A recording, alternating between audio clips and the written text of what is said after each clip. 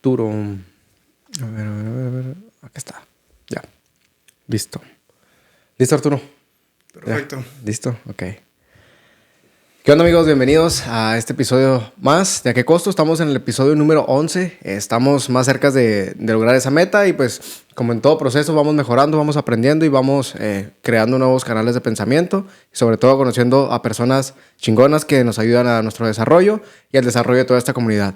El día de hoy tenemos a Arturo aquí con nosotros que nos va a platicar un poco acerca de cómo emprender, pasos para poder emprender y también cómo utilizar inteligencia artificial, que ahorita es una de las herramientas más potentes y que todos debemos de estar utilizando para podernos ganar un espacio en este mundo que está cambiando muy rápidamente. Entonces, sin más preámbulos, démosle la bienvenida a Arturo. Arturo, ¿cómo estás? Mario, un gusto verte y gusto platicar contigo. Bienvenido aquí a ¿A qué costo?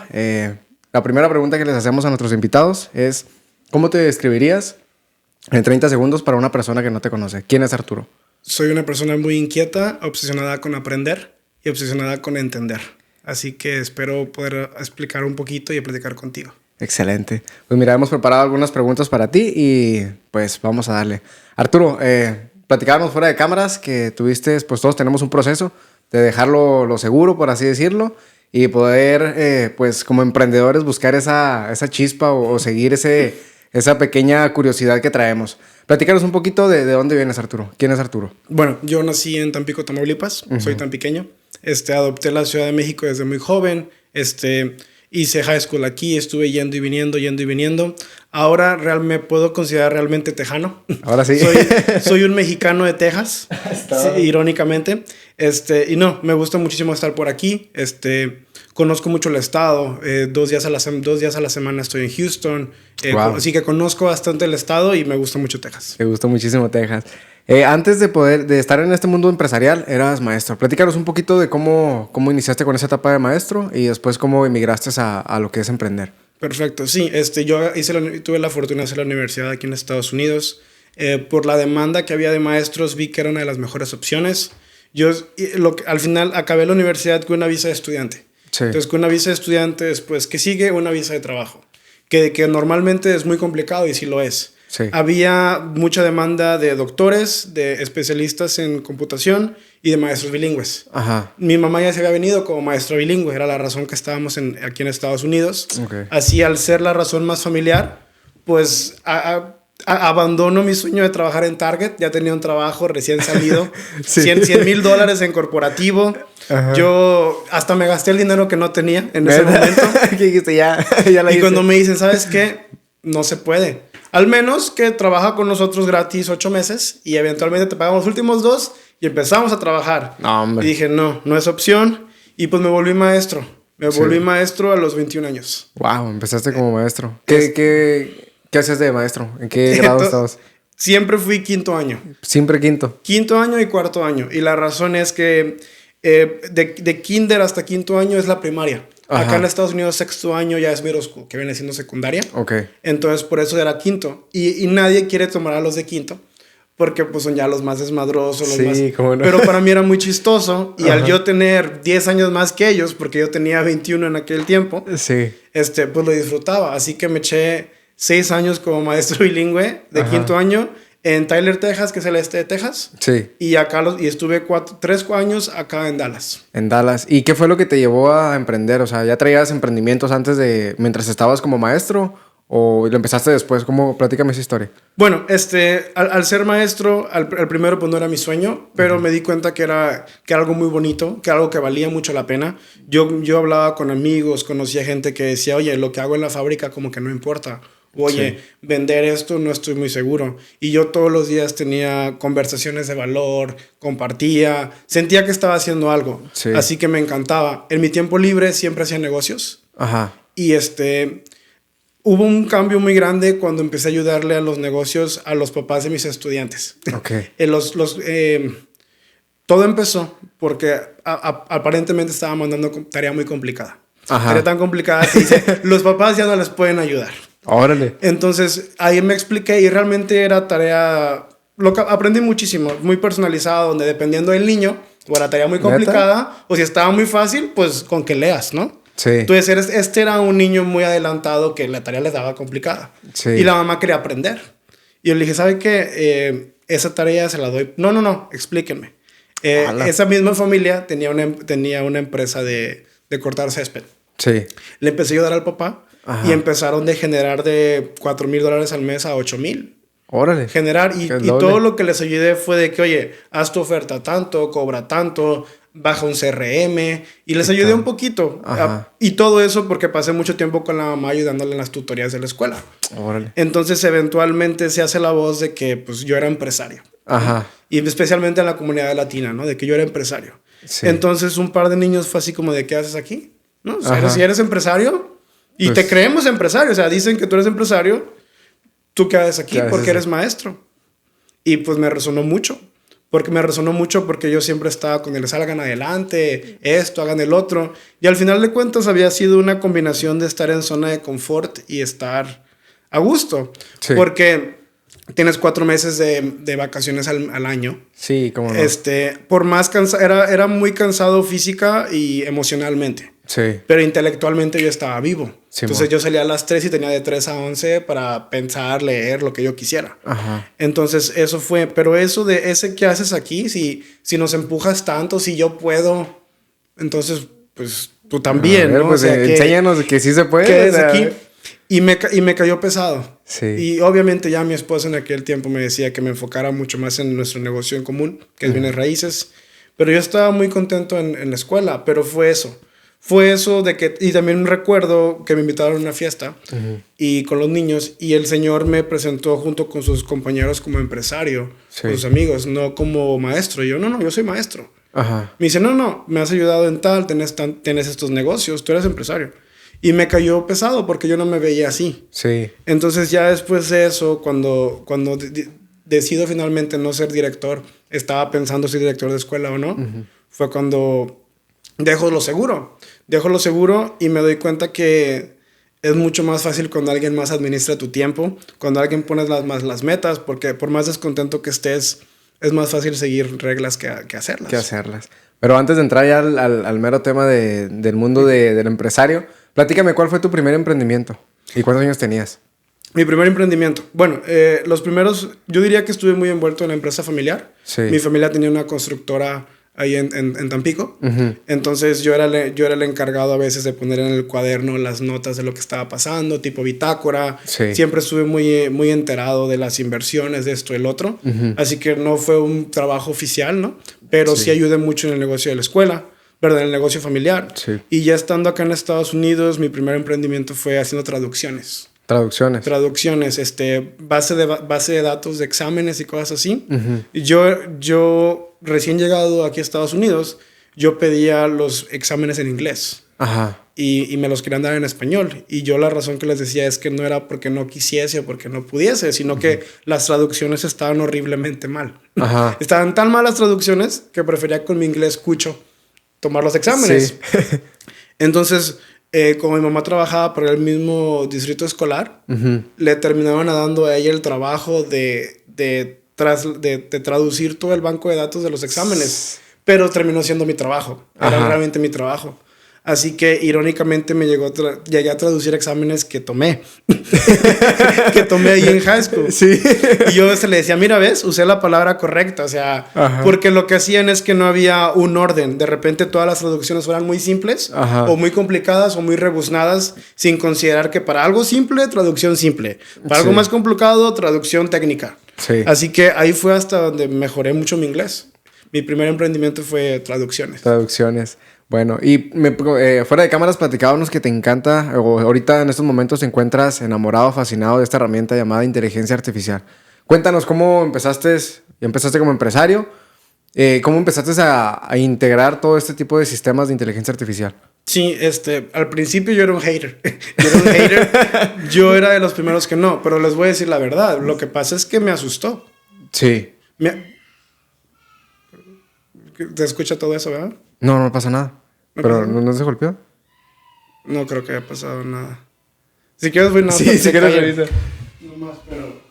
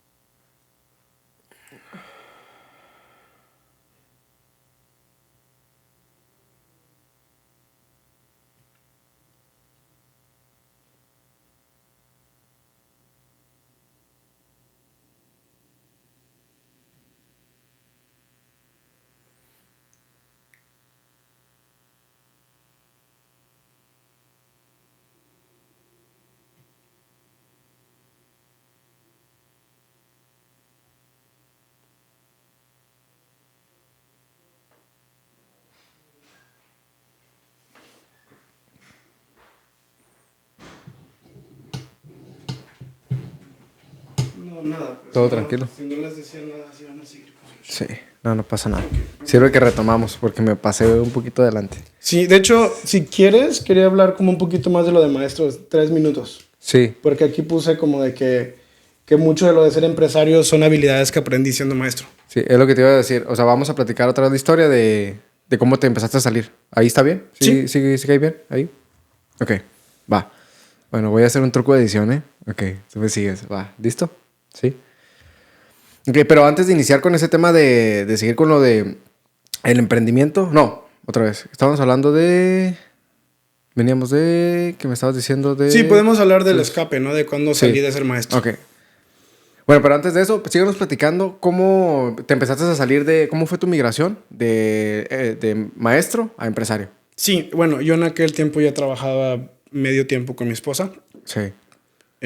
Entonces, yo me estaba encargando mucho de la estrategia empresarial, Sí. de qué íbamos a hacer, por qué, cómo, y me di cuenta de que tenía muchos, ya teniendo una compañía ella, porque ella tenía 6 años operando, había cosas que no estaban claras como cuál era realmente el cliente ideal, por qué esto, por qué el otro. Entonces eso fue donde empecé a inmiscuirme bastante, al punto que nos ocupamos bastante.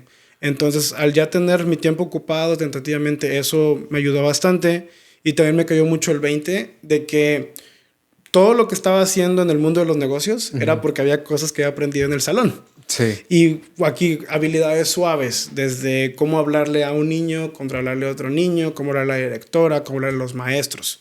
O sea, cosas de recursos humanos muy complicada, planeación y estrategia. Y luego cuando pasó la pandemia yo todavía era maestro. Así que a mí me tocó el primer año, los primeros 2 años, de dar clases por Zoom. Y el niño no te quiere poner atención por Zoom. No, Así claro. que fuimos los primeros en adoptar varias tecnologías. Es más, daba webinar todos los días sin saberlo, ¿no? Sí, man. Por ejemplo. Sí, es cierto. Entonces me di cuenta que había aprendido muchísimo, hasta esas mismas herramientas. Así que si eres maestro, Compadre. puedes ser empresario. Ponte las pilas. Ponte las pilas y tristemente es algo muy común. O sea, como maestros normalmente no duran más de 3 o 4 años. Aquí hay mucha demanda por maestros bilingües, lo cual, una de dos, estudias como maestros en Estados Unidos o eres un profesionista en tu país. Ajá. Entonces, como profesionista en tu país, sí es un muy buen salario y un muy buen trabajo ser maestro bilingüe acá. Sí. Simplemente que por las demandas y por los problemas, muchas veces con el liderazgo, con la directora, más que con los niños, la gente se quema en 5 años. Y dice, no. Y terminan de muchas cosas. Sí. Pero realmente las habilidades que aprendí, genial. Y ahorita, más bien, sí extraño dar clases. Sí, tanto que de vez en cuando los viernes voy y hago algo. Oh, sí, neta. O sea, ¿sigues involucrándote en la parte de enseñar? Sí, no te voy a decir que una vez al mes porque ya no, pero una vez cada 2 o 3 meses doy una clase. Órale. Y trato de ayudar y eso, porque pues me acuerdo específicamente de todo. Y algo muy chistoso es que si has escuchado el juego de que are you smarter than a fifth grader, ¿no? Eres más inteligente que un niño de 5º año. Sí. Y realmente algo pasa donde creo que hay niños de 5º año donde ya son más inteligentes que nosotros. O sea, el nivel de conocimiento de aprender, si realmente un niño es nerd y muy avanzado, ya sabe más que varios adultos. Sí. Es como que algo pasa en esa edad. Entonces, para mí era muy divertido poder hablar con ellos de que, oye, andas bien gritón. No, ya no estoy gritón. Le digo, oye, estás pasando por la adolescencia. Y me decían, ¿en serio? Entonces yo podía platicar con ellos. ¿les dabas como conciencia ahí a ellos o qué? Sí, o sea, y yo también era muy serio con ellos, donde a veces mismo por negocios yo estaba ocupado y les digo, ¿saben qué? Hoy no estoy de humor. Si se quieren portar mal, pórtense mañana. Mañana pórtense mal. Y me acuerdo que decían, ¿nos podemos portar mañana mal? Le digo, claro, o sea, mañana hacemos un show, mañana jugamos afuera. Sí. Hoy ni se mueva, no nada. Y yo pienso que hasta ese contexto, con ellos era como que, ok. Sí. O, por ejemplo, salíamos y era así como de que, oye, yo sé que no son robots, pero por los próximos 5 minutos actúen como que son robots para que estén contentos. Ajá. Y ya después echamos desmadre. Y era así como que, ok, sí. Wow. Entonces logré como poder platicar con ellos así. Ajá. Y al menos los niños hispanos, porque más que los anglosajones o los afro, Sí. son muy entendidos. Sí, eso sí. Tienes mucha razón. Oye, qué padre, la neta. Fíjate, los maestros hacen una gran labor porque la neta, o sea, por un maestro, digamos, por un consejo que me dejó un maestro, yo es como que he ido evolucionando. Una vez me dijo un profe, lee, Mario, lee. Y dice, ¿qué va a andar leyendo, profe? No, hombre. Y luego de repente dije, pues voy a ver por qué me decía que leyera. Empecé a leer y se me empezó a abrir el conocimiento. Empecé a encontrar más curiosidades en el mundo y pues hasta el momento de ahora, o sea, no sigo parando de buscar más y más aprendizaje. Pero cuéntame, pasaste por tu etapa de maestro, empresario. Cuando empezaste en ese transcurso de decir, oye, pues ya la gente me ve como un empresario, ¿qué fue lo que seguiste haciendo? ¿Seguiste empezando a ayudarles a los mismos, a las mismas empresas de tus alumnos? ¿De los papás de tus Sí, alumnos? no, realmente ayudé a 2 personas. Y Ajá. también porque se me hacía un poquito delicado cruzar Sí. de que maestro y luego negocios y eso. Y no quería que se viera mal. Así que ayudé a dos papás de estudiantes míos. Sí. Y lo que estuve haciendo eran consultorías. Órale. Una tortillería, empresas locales, Más que nada. locales. Y realmente que ahorita con todo lo que se viene, lo digital es 1000 veces más fácil. Sí. No tienes un inventario, no tienes un local físico. Así que realmente ahorita es el boom de oportunidades. Pero sí, estuve muy metido en consultorías. Y eventualmente, recuerdo que empecé el año y empecé 2 semanas. Y yo estaba muy comprometido de que iba a acabar el año, que hacerlo por los niños y que no sé qué. Y ese año hubo muchos nuevos maestros en la escuela. Sí. Y al verlos a esos nuevos maestros, los vi como que muy emocionados, muy contentos, como yo una vez me vi, ¿no? Y dije, ¿qué hago aquí? O sea, ¿qué hago aquí? Yo soy mejor ejemplo con los niños, siendo exitoso, logrando algo. Inclusive ahorita los estudiantes de 5º año creo que ya están en 11º, 12º año. Sí. Así que me han estado texteando por Instagram de repente. Y me da mucho gusto contestarles, saber que están bien.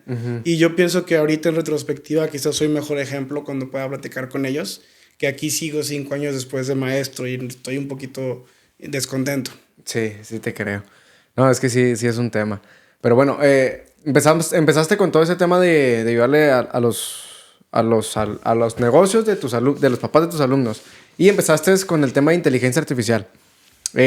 Fuera de cámaras platicábamos que te encanta, que es una herramienta que utilizas bastante y que te consideras una persona que conoce sobre el tema. Sí, platícanos, ¿cómo iniciaste o cómo fueron tus primeras aproximaciones con la inteligencia artificial? Claro, bueno, yo al principio era un hater. No me gustaba mucho la inteligencia artificial. Siempre he sido mucho de computadora. Sí. En Tampico, mis papás me cuentan la historia de que haciendo una remodelación, hubo un trabajo que no les pagaron con dinero, se las pagaron con una computadora.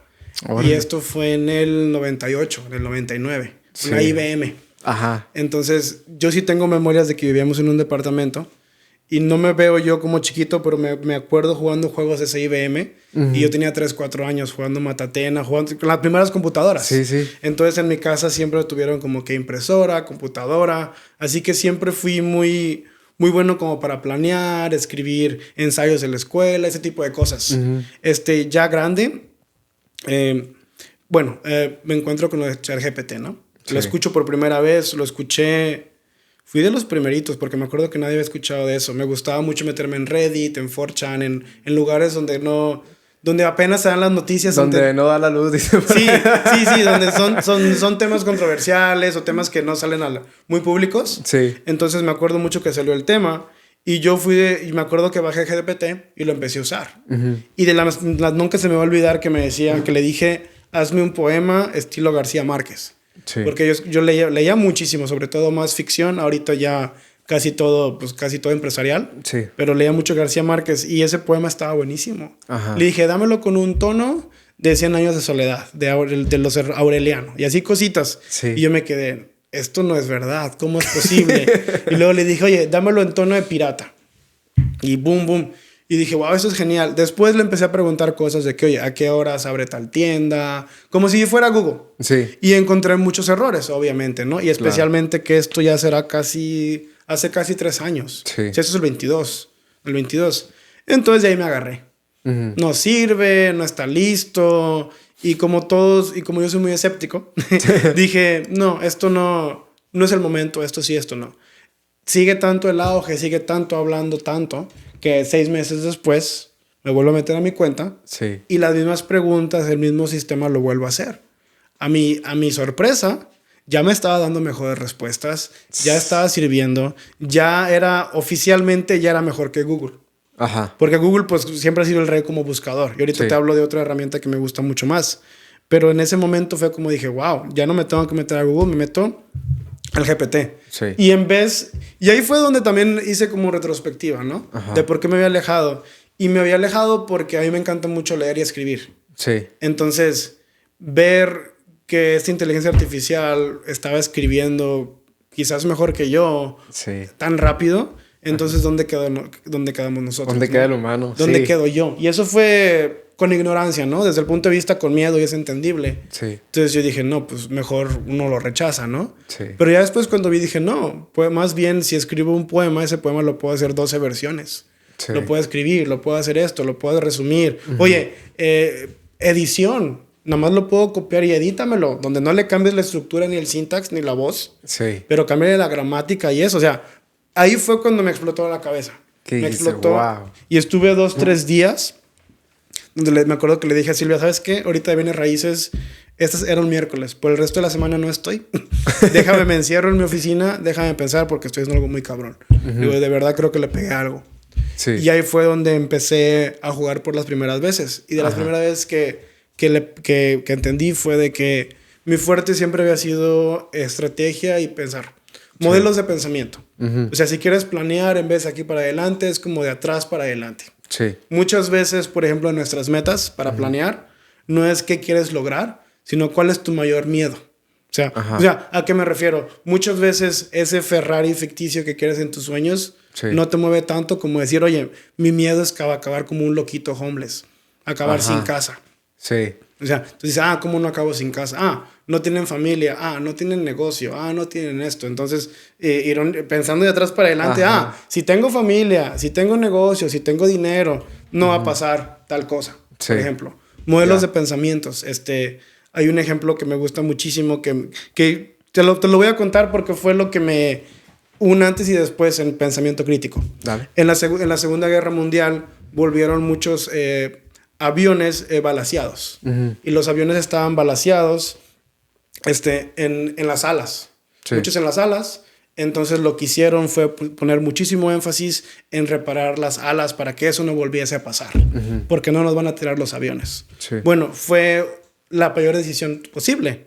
¿Y por qué la decisión posible? Porque estaban pensando mal con los datos equivocados. ¿Por qué?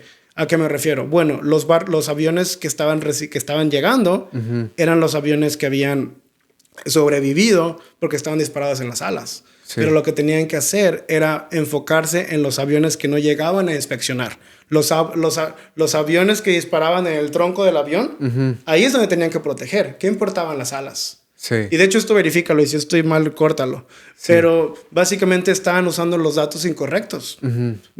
Es como, por ejemplo, de esto sí estoy segurísimo, por si tienes que cortar. Cuando hicieron los primeros, ¿cómo se llama eso? Cinturones. Los cinturones de seguridad. Los cinturones de seguridad fueron mal vistos al primero, porque dijeron, mira, con estos datos están diciendo cuántas personas están lesionando la cabeza. Hay muchísimos golpes de cabeza, hay mucha gente que está rompiendo los brazos. Son los cinturones de seguridad. Sí. Incorrecto. ¿Qué pasaba? La gente que anteriormente moría, ahora se golpeaba en la cabeza o ahora se rompía un brazo. Sí. Entonces no es que los cinturones de seguridad fueran malos, sino al caso estaban dando otro tipo de datos. Igual con los primeros cascos en las guerras. Sí. Entonces, ese tipo de cosas me di cuenta de que estamos en el juego equivocado. Es la pregunta equivocada vista de la perspectiva equivocada. Sí. Y ahí fue donde empecé mucho con pensamiento crítico y acabé mucho con el trasfondo de los negocios. Sé que me contaste que tú eras muy bueno haciendo campañas y que tenías mucho marketing y que ahora te estabas enfocando en el por qué. Y yo te contaba que yo estoy al revés. Yo siempre he estado obsesionado con el por qué. ¿Por qué? ¿Por qué? Entonces, cuando realmente hubo un cambio, hubo un clic y dije, ¿sabes qué? A lo mejor soy hasta de los primeros en no sé dónde. Sí. Fue cuando la planeación empresarial que yo hacía para un negocio, todo ese desarrollo, todo ese proceso, lo empecé a hacer con inteligencia artificial. Órale. Platícame, un par de ejemplos o herramientas que utilizas todos los días con inteligencia artificial. Bueno, les cuento de volada. Sé que les mencioné Google, que obviamente ¿quién no conoce Google? Me acuerdo de la primera vez que lo usé, creo que era como 2006, 2007. Sí. En un trabajo con amigos y Google. Y fue una locura tener información. Sí. Ahora, Perplexity, es mucho mejor que Google. ¿Por qué? Porque es como un GPT en el sentido de que te da las reseñas. ¿De dónde lo saqué? Porque un problema, y te cuento una historia rápida, es que de las veces que dije esto no sirve, fue porque le dije al GPT, oye, dame 3 libros que me motiven y que me enseñen tal cosa.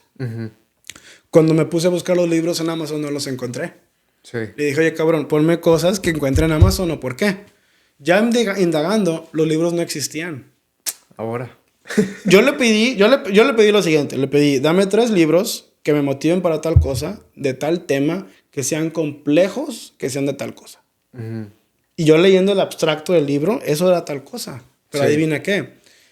Sí me contestó, pero no le dije, dame libros verdaderos, libros que tengan reviews. Así que descubrí después que el GPT se inventó esas 3 reseñas. Se inventó la existencia de esos 3 libros superficialmente para contestarme. ¿Por qué es lo que quiere GPT? GPT no quiere que seas contento ni nada. GPT quiere como contestarte y mandarte el flow. Sí. Entonces ya después, obviamente, dame 3 libros que sean bestseller, New York Times. Entonces ya existen.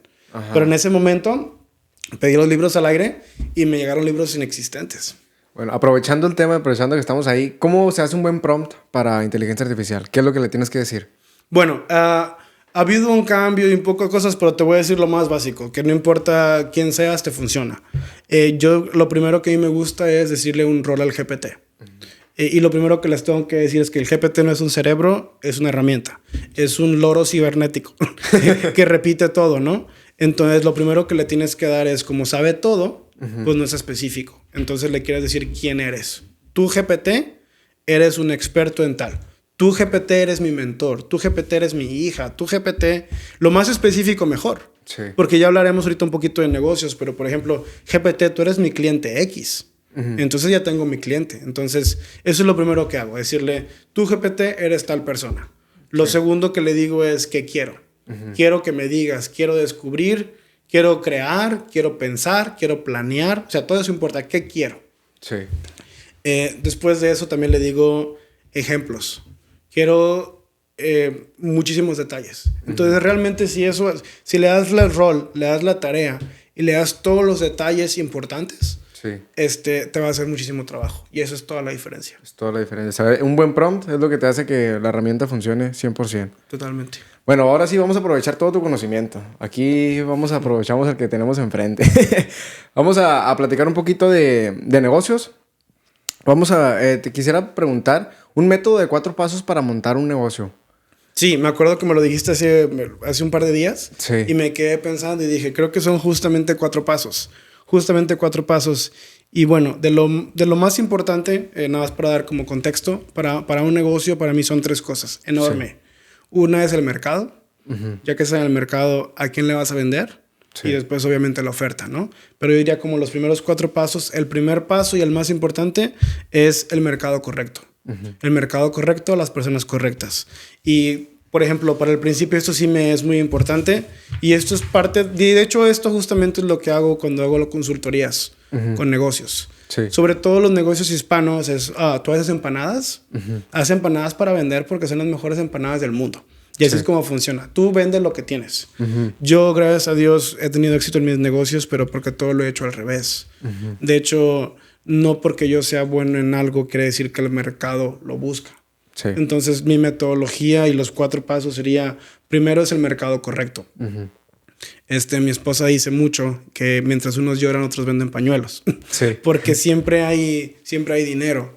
Hace poco estábamos en un evento de Margarita Pasos y decía una persona, es que yo veo las cosas difíciles, yo no veo dinero. Y decía, mira, aquí hay 1000 personas y cada uno de ustedes trae un celular de mínimo 500. Sí. Así que aquí hay casi $1 million en puros celulares. Sí. Cuenta los carros que hay afuera. cuenta al mall, hay dinero ahí en todos lados, ¿no? Entonces, para poder canalizarlo, primero es el mercado correcto. Sí. Y el mercado correcto para esas personas que le vas a vender, 4 puntos súper importantes. Una, que tengan un dolor real, o sea, que tengan algo que quieran solucionar, que tengan las posibilidades de comprar, porque ¿qué importa que tengan un dolor si no lo pueden pagar? Que sean fáciles de encontrar y que sea el mercado correcto. Te digo, ¿cómo lo aterrizo a los mercados hispanos? Okay. Pues mira, que tengan un dolor real, bueno, alguien que realmente tenga un problema a solucionar, algo que le importe, alguien que lo pueda pagar. Y luego hay 2 cosas que nos ayudan muchísimo, que sean fáciles de encontrar, bueno, que hablen español, sí. que sean católicos, que les guste el fútbol, que les guste tal cosa, así que son muy fáciles de encontrar y mercado que está creciendo muchísimo. Sí, claro. Hablan mucho de un ejemplo de un gran empresario que tiene empresas de periódicos. Sí. Es un excelente empresario, pero sus empresas no van a crecer. Porque el mercado de los periódicos está decreciendo, que te gusta, un 30% anual. Sí. Y él, por más que esté creciendo 28%, que es heroico, es el mercado incorrecto. Sí. Entonces, a eso me refiero. Si escoges un mercado donde las personas tienen un dolor real, tienen poder adquisitivo, los puedes encontrar y están creciendo, ahí vas bien. Ahí vas bien, ¿no? Eso, así que ese de los 4 pasos... Sí. Ese es mi primer paso, con 4 pasos en sí. Ándale, apúntele. Se va a poner bueno esto y apenas vamos empezando. Eso es lo primero. Y siempre empiezo con eso, porque realmente he trabajado con varias empresas donde después de hacer este trabajo, se reinventan completamente. Ya no eres un servicio de esto, eres un servicio de tal cosa. Ajá. Y es a través de eso, porque te digo... Mucha gente es muy hábil y mucha gente tiene muy buenos negocios en los mercados incorrectos con las personas incorrectas. Sí. Así que por más pataleas, por más que hagas, no. Y la otra cosa es, ok, ya dijimos el paso 1, que esas personas que hablas tengan un dolor real, que realmente te puedan pagar, que sean fáciles de encontrar y que como comunidad estén creciendo. Sí. Y la siguiente sería una industria que nunca muere. ¿Y cuál es una industria que nunca muere? Salud, dinero, relaciones. Sí. Todo entra salud, dinero y relaciones. Salud, dinero y relaciones. Como por ejemplo, en tu caso quizás las 3. porque estás ayudando en salud, dinero y relaciones. Por ejemplo, tú como DJ estás ayudando en relaciones. Sí. En relaciones. Nosotros como empresa de bienes raíces, pues es con dinero y relaciones. Así que si te fijas, cualquier negocio que tenga sentido, entra en una de esas 3. Sí. Y muchos de los negocios que te digan, no, pues yo voy a vender... papitas que son chetos, pero que son estos y no sé qué. Y siempre pasa ese filtro. Sí. Dentro de una de las 3 categorías, sirven relaciones, dinero o salud. Sí. O sea, puede ser muy indirectamente, ¿no? Sí, o sea, por ejemplo, un psicólogo, un coach, siempre hay esas cosas, pero puede ser como hasta un taquero o un DJ. Sí. Pero si el negocio no entra dentro de esas 3 cosas, es un negocio complicado que prefiero no entrar. No entrar. Sí. Entonces vas como por filtros, ¿no? Entonces, si tienes las personas correctas y luego que entre en uno de esos industrias, ¿no?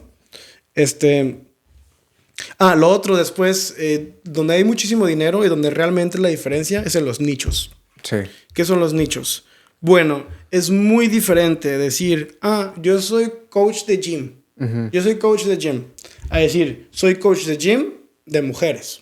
O de hombres, ya te gusta como que un nicho adelante. Soy coach de gym de hombres que son empresarios, que no tienen más de 20 horas a la semana, que ganan más de $300,000, que tienen el tipo de cuerpo endoformo, por decir, ¿no? Entonces, eso vale 10 veces más que decir soy coach de gym. Sí. Porque a esa persona, a ese empresario, le puedo vender un high ticket que será de $5,000, $10,000, dependiendo de su dolor, versus yo vendo mis sesiones a $50. Entonces, el tercer paso es que tienes que entrar en un nicho. En nuestra empresa, ¿qué hacemos? Ayudamos con bienes raíces a latinos que viven en Texas, que ya tienen una casa. Entonces, si ya tienen una casa, te ayudamos a brincar de 3 a 4 casas. Okay. Pero eso es el nicho. O sea, estamos como 3, 4 niveles adentro. Sí. Entonces, cuando ya hablaremos también, bueno, y cuarto paso, crear la oferta irresistible, que es justamente lo que iba a decir. Algo que pasaba mucho en Turquía y me dio risa es que en el Gran Bazar estaban bla, bla, bla, bla, y de repente veían como qué idioma estabas hablando y de qué etnicidad eras. Cuando nosotros como un grupo de hispanos, que éramos como 100 empresarios que fuimos, empezaban de que Juan, María, Pancho, a decir nombres en español. Y varios de nosotros volteamos. Porque le atinaban al nombre. Neta, o sea, María. Sí, María, pásale, María. Y de repente pasaba y María terminó siendo una compradora.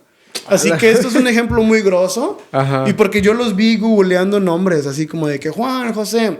Hola. Y te buscaban chistes. Hubo, o sea, frases para poder conectar y eso.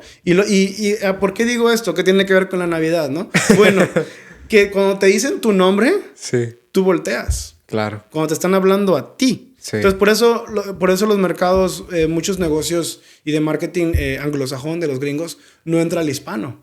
Porque no pasan de que tú no tienes papel, o sea, no conecta. Sí. Entonces, eso es lo que hacemos mucho como hispanos, como que si tú le estás hablando al empresario que tiene tipo de forma, que tiene tanto dinero, que tiene tanto tiempo, le dijiste que sí en todas sus cajitas. Entonces Sí. te escucho porque me estás hablando a mí. Pero el problema es de que, vendo pasteles. O yo hago esto. Sí. ¿Por qué o qué? ¿A quién? ¿Por Sí. qué me importa? Hubo un caso de una muchacha que le está yendo muy bien en pasteles, creo que ahí en la Ciudad de México, porque empezó a hacer pasteles sin gluten. Entonces Sí. esos pasteles sin gluten los podía usar para las fotos de maternidad para los bebés. Entonces lo único que hizo es un paquete donde el bebé se está comiendo el pastel. Sí. Es el bebé comiéndose el pastel en calzones todo cochino y entre más cochino más bonito, ¿no? Sí. Se le toma fotos y creo que es un paquete de $5,000. Perdón, no es cierto. $5,000. Sí. $5,000. El pastel no le puede costar más de 500. Sí. Y está agendada todos los días por los próximos meses. Wow. ¿Por qué? Porque le está hablando o sea, fotos de maternidad para el bebé, que se te hace chistoso que esté comiendo pastel. Sí. Entonces son como 5 o 6 nichos. Más adentro. Entonces, como siempre, le va a llegar a 10 personas. Y de 10 personas, ojalá las 10 personas que lleguen tengan hijos, ¿no? Sí. Pero las 10 digan, es una tontería, a mí no me importa. Sí. Pero si 3 de 10, eso es lo de embudo. Y eso es el cuarto paso. Eso es la oferta irresistible. Donde le picaste los botones correctos. Estás dando un producto que les importa. El precio, yo no soy fan de cobrar barato. Sí. Y hablaremos de eso. De hecho, donde los negocios se mueren es en la mediocridad. En la mediocridad de servicio y mediocridad de precio. ¿Qué es mediocridad de precio? O cobras barato o cobras caro. No hay medios tintes. Porque si es barato, tu negocio es volumen. Sí. Y ese es un tipo de negocio. Y si es caro, eres high ticket. Sí. Y ya, pero en medio es donde mueres. Sí. Tienes que meterte a uno de los dos. Tienes razón. ¿Algunos atajos para implementar la inteligencia artificial y ver el resultado desde el primer día? Sí, bueno, y de hecho de los atajos, sí, más bien quizás usos. ¿Usos? y usos. Y te voy a compartir esto porque estoy dando clases de inteligencia artificial ahorita gracias a la comunidad y fue justamente por esto. Sí. Teniendo plática con un empresario, todo empezó porque me pagó para que le enseñara a usar GPT a sus 6 empleados. Sí. Le platiqué de cómo lo usaba todo el día. De hecho, teníamos una presentación con otro empresario. El slide deck no estaba, no tenía presente. Le dije, ¿sabes qué? Dame 10 minutos. ¿Cuál es el problema? ¿Cuál es el tema? ¿Cuál es la personalidad? Le di un documento hecho en 10 minutos que me hubiese gustado decirle que me tardé horas, ¿no? Sí. Pues le di el documento y me dice, ¿qué pedo? ¿Cómo hiciste esto? Le dije, no, pues AI, ya funciona AI. Y después me dice, no fue el AI, porque yo le digo a GPT, dame una unidad de negocio y me das listas. Le dije, no. Obviamente esto es ya sabiéndole yo preguntar qué como, qué quiero, qué específicamente quiero. Sí. Entonces me dice, oye, ¿qué tal si eso se lo enseñas a mi empresa? Y entonces lo que empecé a hacer con la empresa es a los vendedores enseñarles a desarrollar su avatar. Sí. O sea, la persona que le vas a vender a tu cliente ideal, ¿qué piensa en las mañanas? ¿Cuáles son sus sueños? ¿Cuáles son sus dolores? ¿Qué quiere? Ese tipo de cosas. Así que te voy a decir las 5 cosas que son cosas que ayudo a empresas grandes a desarrollarlas, pero como empresas pequeñas ya lo podemos hacer. Y la primera es que veas el GPT, tienes un mentor virtual, 24/7. Entonces, cuando yo quiero un mentor, toda la gente que está escuchando, le digo, GPT, eres un experto mentor en tal. Sí. ¿Qué quieres que sea un CEO? Algo chistoso, ayer lo usé para comprar llantas. ¿Cómo compré usar llantas? Ajá. Bueno, sé que me hacía falta llantas, le tomé la foto a las specs. Ajá. Y le dije al GPT, oye, eres un experto en llantas, eres mi amigo, eres muy honesto. Sí. Le dije, bang for your buck, o sea, que eres muy honesto, no despilfarras, me vas a dar los tips, cuáles son las top 3 llantas con esta cosa. Y ya me las da.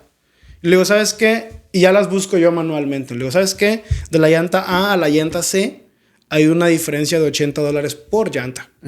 ¿Realmente crees que valga la pena? No, no, sí, la Michelin número 1, cuando se derrapa en ciertos pies contra no sé qué. Así que si pudieses comprarla, sí, los $80 sí valen más. Sí. Pum, las compré. El lunes me las van a instalar. Pero tú ves esa conversación, no de que cuáles son el top 3 o el top 5 que sale en Google, sino de que, oye, esta es mejor que esta. Sí. La diferencia de precio, ¿vale la pena? Sí. Y hablando así de esos detallitos, oye, ¿y esta para qué? Le digo, está muy cara. Me dice, sí, pero esta te va a durar 7 años, te va a durar 6 años. Versus la otra la puedes comprar, te va a durar muy bien, pero la vas a cambiar en 2 años. Sí. O, ¿sabes qué? Esta es muy ruidosa. Entonces, todo este proceso que me estoy tardando 5 minutos en contártelo, probablemente lo hice como en 2 minutos. Fue un rato que me estaba cambiando, tengo 10 minutos, oye, ¿qué llantas compro? Boom. Y eso, le dije, eres un experto en tal. Sí. A nuestro último viaje a París, íbamos a contratar a alguien que hacía tours de viajes. Sí. Y lo siento mucho, pero ya no tienes trabajo, ya no, tu profesión ya no se justifica. Y suena muy feo y agresivo, pero es una realidad. ¿Por qué? Porque nos dan un tour que no sé qué, nosotros ya habíamos ido anteriormente. So, yo ya sabía que cuando me dices que el Palacio de Versalles es hermoso para estar todo el día, no es cierto. Es muy cansado, está lleno de gente. ¿Me explico? O sea, ese contexto ya lo tengo. Entonces, no me servía lo que decía ella. Y yo, pues, como era de gastar, pues lo estaba postergando, ¿no? Sí, mi amor, sí, mi amor. Hasta que ya después dije, oye, no me encantó el itinerario. Bueno, cuando hablé con el GPT, dije, eres un experto en viajes, en no sé qué, me encanta la cultura, me encanta la historia, soy fulanito de tal, ya fui aquí, aquí y aquí, me gusta tal. Puta, las sugerencias que me dio, maravillosas. Y la cosa más increíble para mí que, si te digo la verdad, nada más es un sándwich, es un panini, fue, oye, GPT, he visto que hacen unos sándwiches aquí increíbles. ¿Podría hacer yo mi propio picnic? Sí. Pues me diseñó una mañana, donde junto con Silvia fuimos, me dijo dónde recoger el pan, dónde recoger el jamón, dónde el queso, dónde las aceitunas y dónde sentarme para comérmelo viendo la Torre Eiffel. ¿Sí me explico? O sea, casi las coordenadas de que siéntate en el Trocadero, aquí está al lado y aquí está la perspectiva. Lo hizo y estuvo increíble. Porque a ese punto de que desde qué toma. Por ejemplo, quería tomar unas fotos y estaba llenísimo. Le digo, oye, yo sé que aquí de la París dice, no, vete como medio kilómetro para allá. Entonces, un pasillo de una toma que nada más se lo saben los fotógrafos locales en París. El GPT me dijo, no, ve a tal lugar y de ahí tomas la foto. Ahí no hay gente. ¡Hala! A ese punto. Y toda la gente ahí ha hecho bola y toca con bien a gusto. Wow. Entonces, hay errores como, por ejemplo, no le puedes preguntar, oye, ¿a qué horas abren? ¿A qué horas cierran? Porque muchas veces la información no está actualizada, cosas así. Pero todo lo que es planeación abstracta es una chulada. ¿De qué horas? Entonces, planeé mis 3-4 días a más que dar. Y yo pienso que no hay... La única forma de que una agencia de viajes me hubiera dado tan buena experiencia es si ellos hubiesen usado GPT. ¿Sí me explico?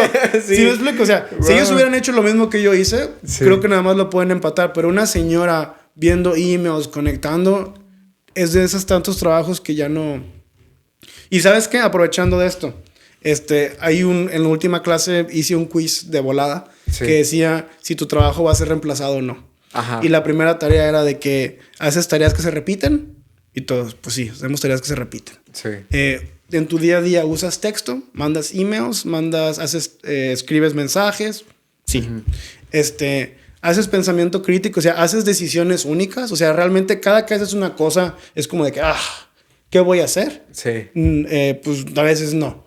Si de esos 5 criterios 3 vas a ser reemplazado en los próximos 3 o 4 años. Porque siempre se había dicho de que iba a desaparecer los blue collar jobs, los trabajos manuales. Que los plomeros, ya no va a haber eléctricos, ya no va a haber esto, porque los robots van a tomar y eso es lo fácil. Los poetas, los intelectuales van a predominar. Bueno, de aquí en adelante, de la pandemia para acá, pasó exactamente lo contrario. Justo. Exactamente lo contrario, donde ahorita ser plomero, ser mecánico, ser eso, es mejor trabajo que estudiar una carrera genérica. Justo. Entonces, eso se me fue la onda.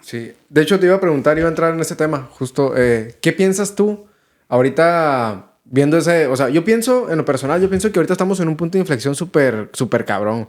Porque las cosas... Bueno, lo que he estado escuchando de la inteligencia artificial es que se asemeja a la invención del fuego o al descubrimiento del fuego. Sí.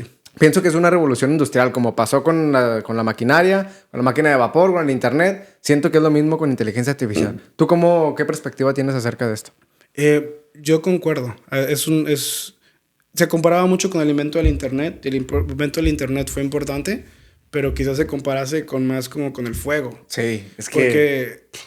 Porque cambia muchísimo. Y luego nosotros como hispanos, yo estaba dando clases y luego yo estaba pensando... Me acuerdo que tuve un día muy productivo, hice muchísimas cosas. Uh-huh. Y luego me dice una señora, no, es que yo no creo en eso. Y yo pensando, si yo y esa señora estuviéramos compitiendo por el mismo trabajo, por la misma situación, yo estoy con todos los bots del mundo y la señora no le gusta la computadora, ¿qué ni usa TikTok, ¿no? Sí, o sea, ¿qué comparación hay? Sí. ¿Cuál era tu pregunta? Sí. No, digo, ¿qué piensas acerca? O sea, por ejemplo, ¿qué piensas que viene en el futuro con inteligencia artificial? ¿Cuál es tu visión ahorita? Te diría que a 10 años, pero creo que a 10 años no nos vamos a imaginar ni qué va a estar haciendo en inteligencia artificial. Hay una cosa muy loca y tuve una conversación con un empresario muy grande que vive en Austin. Sí. Él había vendido su segunda empresa de inteligencia artificial. La primera la vendió por 5 y creo que esta por 20. Wow. Entonces él ya estaba retirado, me lo encontré en unas mentorías, uh-huh. un americano, y estamos hablando de UBM, Universal Basic Income. ¿Y qué es eso? Básicamente, pues va a ser el futuro de muchos. ¿Qué pasa? Tú como persona ya no eres funcional, ya no hay como que trabajos disponibles para ti, uh-huh. Así que yo como gobierno subsidio tu vida. O sea, te tengo que dar una ayuda gubernamental, uh-huh. Porque ya no hay trabajos para ti. Y al mismo tiempo, la inteligencia artificial, la robótica, es tan eficiente que creamos tanta riqueza, ajá. Que de ese surplus se subsidia tu vida, porque ajá. Tú como humano ya no tienes tanta función. Esto suena muy futurista y sonaba sí. Muy loco, pero, por ejemplo, uno de mis últimos trabajos en la pandemia, yo estaba hablando, mi jefa uh-huh. Estaba en Zoom. Yo hablaba por Zoom 2 veces, hacía mi trabajo, no pasa nada. Viendo videos anteriores y la calidad, ya puedo hacer modelos de inteligencia artificial que se ven iguales. Uh-huh. Entonces, lo más loco es que se dice que en menos de 2-3 años sí. Vas a tener un jefe, que ese jefe es virtual y ese jefe no existe. Ay, o sea te van a hablar por teléfono, te van a decir, oye, ¿qué onda con el reporte? Oye, ya hiciste esto, te van a hablar por el teléfono, van a estar disponibles en Slack, van a estar en WhatsApp, van a ser totalmente funcional. Vas a tener citas en Zoom, casi 100 sí. Personas con él, y no va a ser una persona real. Y no estoy tan seguro de si se va a saber, si legalmente van a tener que decir que sí o que no. Eso va a suceder. Sí, no, o sea, es que se viene... Yo sí lo veo, o sea, por ejemplo, te estamos platicando de los avatar, o de que ya te puede traducir tu voz en cualquier idioma. O sea, digo, no manches, o sea, la neta es de que el humano va a quedar... No obsoleto, porque siento que nos tenemos que adaptar y tenemos que hacer algo. Lo que yo he estado escuchando de ciertos mentores y ciertas personas, ciertas pláticas, es de que se viene la época del ser. Que se acabó la época del hacer. O sea, ahorita estamos todos queriendo hacer y que quiero comprarme un carro y que... La riqueza va a haber para todos. Y ahorita te pones a pensar, o sea, ya ves un Ferrari, pues ya, un Ferrari. Ves un Lambo, sí, a lo mejor sí te emocionas y te gusta por la ingeniería y cómo funciona y todo. Pues un Lambo. Sí, pero ya no está tan... ya está desmitificado, sí, ¿no? O sea, ya es como entonces que... está el acceso. Chido, o sea, ya sabemos que cualquier persona se lo puede comprar, por así decirlo. O sea, si le metes ganas, ahorita puedes crear lo que tú quieras, la neta. Entonces dicen, bueno, se acerca la época del hacer, o sea, se acerca la época del high ticket, se acerca la época de la proximidad de humanos, o sea, ya vamos a estar humanos con humanos, haciendo cosas de humanos, a lo mejor meditando, no sé, sí. Tocando guitarra, trabajando. Hay 2 corrientes que son muy diferentes y no se juxtaponen, porque es complicado, ¿no? Y son los polos opuestos. ¿Y qué son los polos opuestos? Los eventos en vivo, las conferencias, el contacto humano, ¿no? Sí. Y al mismo tiempo ese contacto humano y esa presencia... controlado por las automatizaciones y por la fuerza, la personalización, los avatars de inteligencia artificial. Sí. Así que tienes por dicho lo más artificial posible, que es volumen, que es el trasfondo, sí. Con la cara humana, con el contacto humano. Sí. Entonces, bueno, y también te quería contar, por ejemplo, todos sabemos que al principio quien tenía poder era quien tenía la información de los primeros papiros, uh-huh. De los primeros libros, ¿no? Después la imprenta que se populariza. Ahorita, como todos sabemos que hay información de más. Ahorita es ser un filtro. Ahorita, ¿qué me importa que me digas algo de Google? A ver, ¿cómo me dices si es verdad? Sí. A ver, organízalo, ¿no? O sea, hay muchísima ese tipo de información. Entonces, eso es lo que ha pasado, que se ha democratizado todo. Sí. La información ya la tenemos todo. Y es justamente lo que tú dices. A ver, ejecuta. Las ideas ya no importan porque el GPT tiene millones y mejores y más que tú. Sí. Ahora es cómo lo ejecutas. Sí. ¿Tú qué crees que las personas se deben de estar preparando ahorita? ¿Cómo crees que se deberían de estar preparando? Pues lo primerito, y voy a hacer muchísimo énfasis, es que cuando hablamos de la inteligencia artificial no hablamos de un ser pensante, ¿sí? Es una herramienta, completamente. Sí. Así que cuando hablamos de que va a ser reemplazado por inteligencia artificial, estamos hablando por una persona que está usando inteligencia artificial, por otra persona que lo usó como herramienta. Sí. Esa es la gran diferencia. Sí. Y como todo, se va a usar para tonterías, se va a usar para fotos, para sí, para no. Pero quien le pueda sacar el jugo, quien realmente pueda, para las cosas que importan, sí, es toda la diferencia. Pienso que viene a potenciar todo el humano, ¿no? O sea, por ejemplo, ahorita estamos platicando, o sea, tienes que hacer un buen prompt, o sea, tienes que saber del conocimiento, o sea, tienes que saber del tema, no es de que, por ejemplo, a mí me pasó, yo estaba estudiando programación para páginas web. Y dije, oye, pues me llegó la inteligencia artificial y me agüité. Dije, no, hombre, pues ya para qué, ya veía que estaba haciendo el código. Dije, va a desaparecer, esto no va a funcionar. Pero después, ahorita lo estoy volviendo a retomar con algunos clientes. Y digo, oye, pues es que esto no te va a sustituir, sino que tienes que saber cómo manejar, tienes que saber cómo promptear, tienes que saber cómo se funcionan las cosas. Pero para entrar en el tema de los negocios, de nuevamente, ¿cómo se estructura un negocio exitoso al arrancar? Yo soy muy fan de Lean Startup, que es empezar con lo mínimo posible. Sí. Con lo mínimo posible tienes que empezar. Muchas veces caemos en trampas en trampas de déjame hacer mi logo y cuáles son mis colores y cómo es mis redes sociales. Al final de cuentas nada importa más que tengas a un cliente pagado. Sí. Así que yo soy muy fan de comenzar con lo primero que tienes. También una dicotomía que es como yo soy ferviente creyente que tienes que empezar y hacer high ticket. Sí. Entonces, bueno, ¿por qué high ticket al principio? Porque lidiar con los menos clientes posibles, o sea, las operaciones de la cantidad de personas y el tipo de cosas es muy complejo. Sí. Y al mismo tiempo tienes mucha responsabilidad, porque ¿cómo está el cliente? Así que irónicamente, al decir yo empiezo con high ticket, sí, después de que ya tuviste unos 10 casos de éxito gratis. Sí. Ya que hiciste algo gratis, porque la vas a regar y te va a salir mal. Sí. Y si no te va a salir mal, vas a encontrar formas de hacerlo mejor. Entonces, al principio tienes que ser muy transparente de que si estás trabajando gratis o si estás trabajando por un descuento, sí, pero tener esa base. Sí. Y tan pronto como tengas esas pruebas sociales, entonces ya te vas a high ticket. Sí. Como te digo, hay una trampa del volumen. La trampa del volumen es ser el barato, ser el disponible, pero no es cierto. El volumen y la complejidad es grande. En muchos negocios se han ido a la quiebra porque dicen ahorita vamos a perder, pero cuando tengamos 30, vendamos tal, cuando hacemos cosas, hacemos break-even y tenemos tanto beneficio. Sí. En esos negocios físicos no están considerando que entre más trabajos, más gastos. Sí. Y los gastos no son lineales. No. Bueno, aumento, sí, claro. Entonces, por eso la maravilla del mundo digital. Sí. Cuando lo primero que tienes que hacer es olvidarte de la idea de volumen. Sí. Porque muchos emprendedores que empiezan es de que voy a vender logos de 50, de $60, de 100. Y está perfecto, qué bueno empezar. Pero digamos que es tu negocio principal. ¿Cuáles son tus gastos de vida? $3,000 al mes. Por más joven, no hay menos de gastos. Sí. Digamos $3,000 al mes. Bueno, ¿cuántos logos de $60 vas a vender? Sí, mon. Sí, 60 por 10 son 600. ¿Vas a vender 40, 50 logos al mes? Cuando has hecho 2 o 3 por diversión. Y porque te salieron bien 2, 3 logos, te estás animando a venderlos. Sí. Entonces, ahora mágicamente me vas a decir que vas a vivir de eso porque vas a poder trabajar con 50 clientes. Claro que no. Sí. Esa es la mentira más grande. Y no estoy atacando justamente a lo de los logos. Lo digo porque es algo que todos nos trabamos al principio. Y justamente porque cuántas mentiras hay así. Sí. Te trabas en cosas que no son. Sí. Entonces tú recomiendas empezar con high ticket para poder tener más menos clientes, tienes más pago, pero comentaste ahorita fuera de cámaras que tienes que empezar a trabajar gratis. Sí. ¿Cómo estructuras eso? O sea, ¿cómo son los primeros pasos? Tú que ya tienes experiencia, si volvieras a empezar, ¿qué es lo que harías? Sí, y lo primero es que no es una responsabilidad decir empiezo con high ticket, porque estás empezando con high ticket tan pronto como tienes las pruebas. Sí. Claro que la cantidad de clientes importa muchísimo. Quieres tener el menor posible. Y más que nada, acabas high ticket aunque no quieras. O sea, ay, ¿cómo no quieres? Sí. Bueno, cuando entras en los nichos, ¿ok? Volvemos a lo mismo. Cuando tú eres un entrenador de gym, cuesta $40 la hora.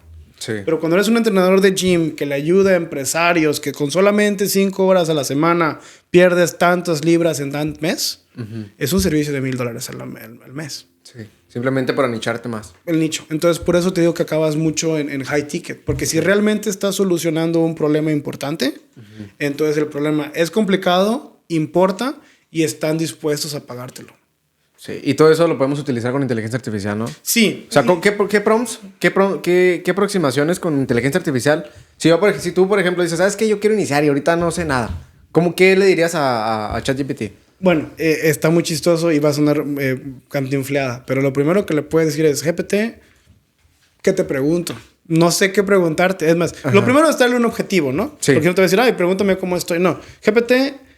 Tengo el sueño, le puedes decir, tengo el negocio, tengo la idea, tengo el sueño de negocio X. Sí. Yo sé esto, se puede, no sé ni qué preguntarte. Sí. Y por ahí empezar. O sea, no sé ni qué preguntarte. Oye, GPT, quiero un negocio de X. Dime qué conceptos, cuáles son las habilidades que yo tenía que tener. Es más, hazme un quiz. Sí. Y ya te voy a decir, ¿eres buena para hablar en público? Sí. ¿Eres buena en organización? Híjola, no soy, pero entonces ahí busco la ayuda. Sí. Entonces, lo primero es perderle el miedo y entender que es muy conversacional. O sea, cuando hablaste del código, sí, el nuevo lenguaje de código es el inglés. Sí. Es poder explicar, es poder mover. Entonces, es ser muy específico. Sí, perfecto. Mira, ya para ir cerrando el podcast, siempre me gusta hacer estas preguntas. Si pudieras ahorita tener la posibilidad de decir, ¿sabes qué? Le puedo mandar un mensaje a mi yo de 20, 25 años. Con todo lo que sabes ahorita, ¿qué le dirías? Tienes un minuto. Que me enfocara, que me la creyera. Porque yo vi mucho en pandemia cuando todos nos dio estar en casa y qué hacer. Sí. Y mucha gente que ahorita son autores, famosos, youtubers, yo los vi cuando empezaron. Sí. Eran una persona como tú y yo que empezaron a hacerlo con constancia, se la creyeron porque siempre va a haber incertidumbre. Sí. Y yo fui muy... caí en el engaño de que si no estás listo, si no te sientes completamente preparado, no es el siguiente paso, cuando la incertidumbre siempre va a estar. Sí. Así que yo le diría, abraza la incertidumbre, enfócate y continúa, que en 5 o 10 años las cosas son mucho mejores. Eso sí. ¿Tienes algún mantra o alguna frase que tengas antes de hacer algo que te da miedo? ¿O cómo reaccionas tú ante cosas nuevas? Bueno, algo importante es el redirigir el miedo, ¿no? Porque realmente esas mariposas en el estómago no tienen que ser realmente miedo, ¿no? Sí. Estoy emocionado. Ajá. Estoy emocionado y eso está muy padre. Y realmente sí soy fan de hacer cosas que me sienten incómodo y que me asustan. Sí. Entonces, eso es como un músculo, ¿no? Cada vez te hacen menos cosas miedo. Sí. Así que ahora cuando encuentro algo que me da miedo, lo disfruto porque es como que, ay, mira, de las poquitas cosas que me quedan, o ay, mira, qué padre estar asustado de la altura, o sea, estoy sintiendo algo. Así que, sí, disfrútalo. Y no dices nada así como que alguna frase que tengas, no tienes ninguna frase, algún mantra. ¿Qué frase tendrá? Pues siempre he dicho el yo puedo. O sea, el yo puedo, sí me repito mucho el yo puedo y ya vi cómo. Porque muchas de las cosas ya vi cómo, ya las pensé, ya las analicé. Así que no es como de que nuevo, sin contexto. Ya pensado. Excelente. ¿Algún consejo que le quisieras dejar a nuestra audiencia? ¿Algo que quisieras dejar? Sobre inteligencia artificial no la puedes ignorar. Es ignorable. ¿Okay? No hay manera. Para bien, para mal, hay una función. Y si no la vas a encontrar tú, alguien la va a encontrar. Sí. Así que ahorita estamos en un momento donde puedes vivir tu pasión, donde puedes crecer tus negocios. Encuéntrale un uso diario. Y esa es la gran diferencia. Sería todo. Perfecto, pues de esta manera llegamos al final de este episodio. Muchísimas gracias por habernos estado compartiendo todo tu conocimiento. Muchísimas gracias por haber aceptado la invitación. Y pues muchísimas gracias por toda esta información que nos dejaste. Y sé que va a ser de bastante utilidad para todas las personas que estamos iniciando y para toda la comunidad de Que Costo. Entonces, pues este es el 11º episodio Estamos en el episodio número 11, entonces vamos terminando y vamos acabando con más conocimientos y con más preguntas que respuestas. Así va a ser siempre. Así va a ser siempre, Sí. así que si ustedes están aquí en este canal, pues ya saben que van a salir con más preguntas que respuestas. Entonces, pues así acabamos este episodio. ¿Algo que quieras agregar? ¿Dónde te pueden encontrar tus redes sociales o qué Sí, onda? en Instagram estoy como profesor.alvarado. Voy Sí. a compartir muchísimo más de inteligencia artificial, que donde, aunque me considere experto en planeación empresarial, veo que solamente es la punta del iceberg. Sale. Todos los que te digan que son expertos en inteligencia artificial, sí lo son en un aspecto de tantos. Wow, entonces vamos a meternos todos en inteligencia artificial, así que ya saben que no los podemos ignorar. De hecho, todo este episodio está planeado con inteligencia artificial y creo que salió perfecto. Entonces, pues muchísimas gracias por estar compartiendo, muchísimas gracias por estarse suscribiendo, muchísimas gracias por estarse uniendo a esta comunidad y pues ya saben que no estamos jugando y estamos haciendo las cosas porque nos las estamos creyendo. Entonces, pues así terminamos este episodio. Muchísimas gracias y pues bendiciones a todos. ¡Ánimo! Listo.